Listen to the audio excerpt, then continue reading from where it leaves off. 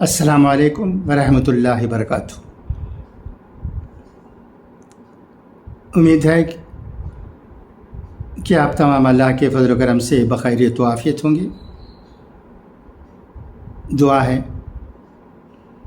کہ اللہ تبارک و تعالی ہم سب کو ہر وہ نعمت عطا فرمائے جس میں ہمارے لیے خیر و برکت ہو، عزت و وقار ہو، راحت و سکون ہو، صحت و تندرستی ہو، ترقی و خوشحالی ہو اور دنیا و آخرت کی بھلائی ہو۔ آمین ثم آمین۔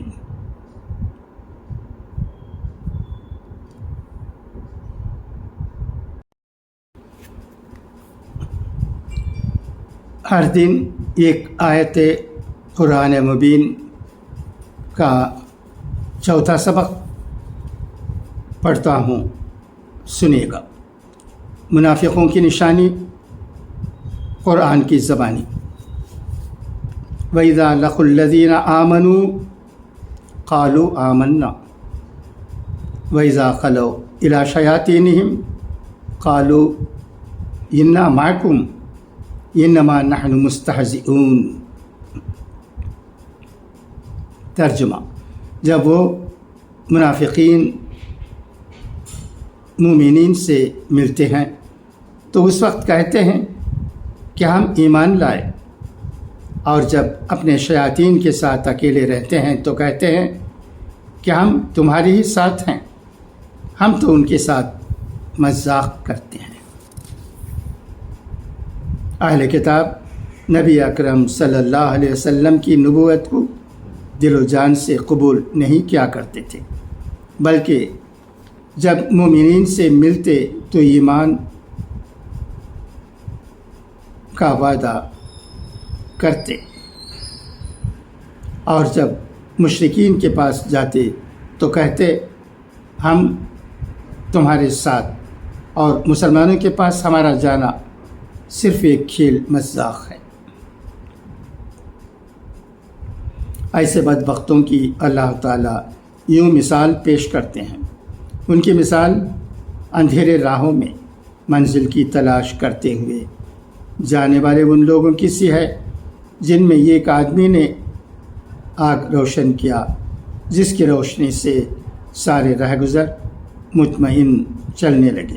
اچانک اللہ تعالیٰ اپنے حکم سے اس آگ کو بجھا دیا، تو پھر جس طرح اندھیرے میں حیران و پریشان ہو جائیں گے، یہ اہل کتاب بھی اسی طرح ہے۔ اہل کتاب کی ہدایت کے لیے ہزاروں انبیاء کرام علیہم السلام کو اللہ تعالیٰ نے مبعوث فرمایا، مگر یہ لوگ ان انبیاء کرام کو نہ مانا، ان پر نازل کردہ کتابوں کا انکار کیا، بہت ساری تکلیفیں پہنچائی، یہاں تک کہ بہت ساروں کو قتل کیا۔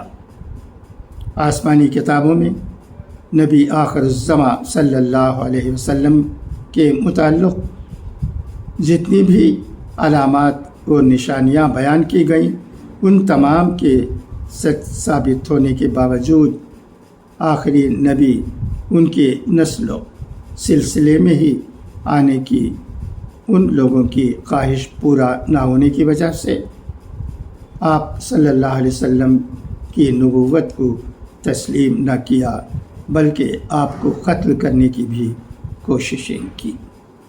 اسی وقت مسلمانوں سے فائدہ بھی اٹھاتے رہے۔ الغرض اللہ پر اور آخرت پر ایمان لانے کے باوجود نبی اکرم صلی اللہ علیہ وسلم پر ایمان نہ لانے کی وجہ سے اور حضرت عزیر علیہ السلام کو اللہ کا بیٹا ماننے کی وجہ سے وہ لوگ بھی مشرکین ہونے کا اسلام اعلان کرتا ہے۔ نبی کریم صلی اللہ علیہ وسلم نے فرمایا، یہود کی بعض باتیں اسلام کے مطابق رہنے کے باوجود عمل کے وقت ان کی مخالفت کرو، کبھی ان کے نقش قدم پر نہ چلو۔ دعا ہے کہ اللہ تبارک و تعالی ہم سب کو اچھی باتیں سننے اور ان پر عمل کرنے کی توفیق عطا کرے۔